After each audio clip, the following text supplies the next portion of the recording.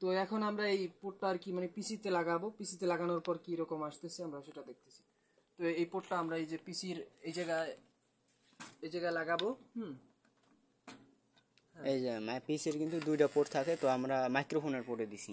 তো মাইক্রোফোনের পড়ে দিছি, তারপর আমরা অডাসিটিতে ঢুকলাম। এই যে এই জায়গায় অপশন আসছে, এই যে হ্যাঁ এই যে অপশন আছে, আমরা অপশন দিছি মাইক্রোফোন, আমরা ওকে দিয়ে দিলাম। হেডফোন দিছি বুঝছেন। হেডফোন দেওয়ার পর আমরা এখন এইটা ঢুকবো আপনার অডাসিটিতে। তো একটু কাছে নিতে হবে মানে অডাসিটিতে।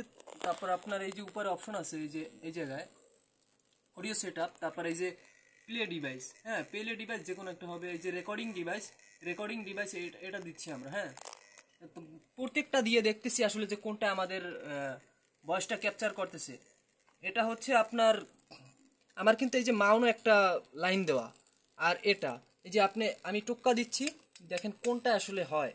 এই যে আমি মাইক্রোফোনটার উপর টোক্কা দিচ্ছি কিন্তু এখানে কোনো আসতেছে না, মানে আওয়াজ শো করতেছে না। কিন্তু আমি যখনই এটার উপর ক্লিক করবো, এই যে দেখেন এই যে